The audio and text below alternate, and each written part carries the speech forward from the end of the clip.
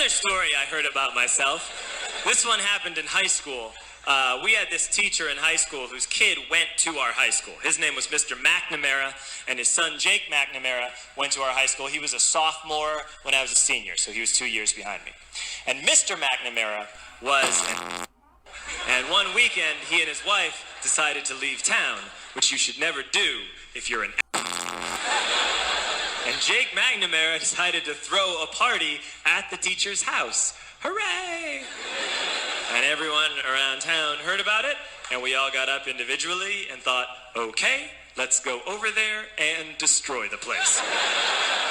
I walked into this party, everyone I had ever met was there, and everyone was drinking like it was the end of the world. People were drinking like it was the Civil War and a doctor was coming to saw our legs off. It was totally unsupervised. We were like dogs without horses. We were running wild. I walked down to the basement. They had a pool table in the basement. One dude took a running start and threw his body onto the pool table and broke it in half. Another kid found out which room was Mr. McNamara's and went upstairs and took a on his computer. So the party was going great. I'm standing in the basement and I'm holding a red cup. You've seen movies. And I'm standing there and I'm holding a red cup and I'm starting to black out. And I guess someone said like, something, something, police. And in a brilliant moment of word association, I yelled, "The police! The police!" And everyone else joined in. 100 drunk white children yelling, "Duh, police," with the confidence of guys who have like already been to jail and aren't afraid of it anymore. You know, that like, "I'll serve my nickel, you come and take me" confidence.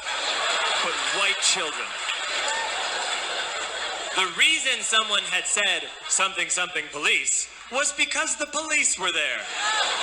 So a Chicago police officer walked down the stairs and got to the bottom in the basement and looked out over a sea of drunk toddlers yelling "the police" in his face. And he was almost impressed. He was like, wow.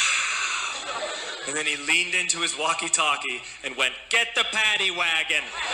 And my friend John, who is now a father, this man now has a baby, he grabbed a 40, smashed it on the ground and yelled, "Scatter!" And everyone ran in a different direction.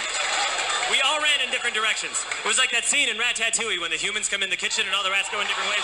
We all ran in different directions. I ran into the laundry room and I jumped up on the washing machine and I crawled out through a window into the backyard, and now I'm running through the backyard and there was this big chain link fence and I thought, I've never climbed a fence that high before. And then I woke up at home.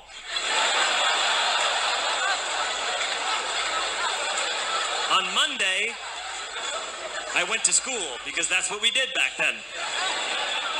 And I'm walking into the school building, and who do I see but Jake McNamara?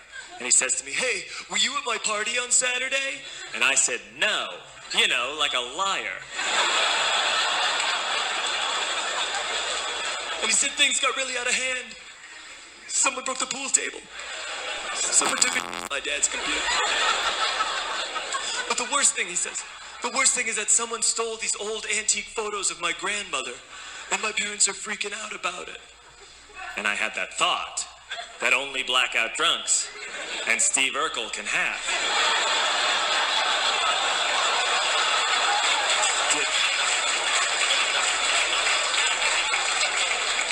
Did I do that?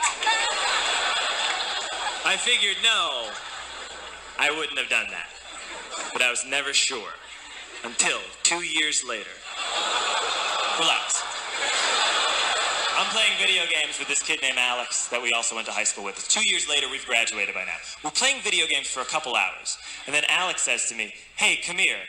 I want to show you something." And he takes me into his bedroom. And then he takes me into a side room off of his bedroom. Never a good thing to have.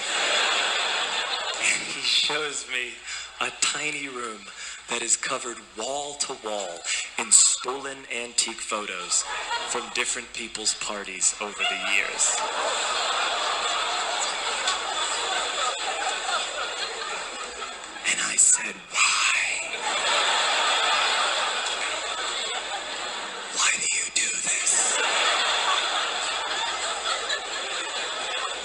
And Alex said, because it's the one thing you can't replace.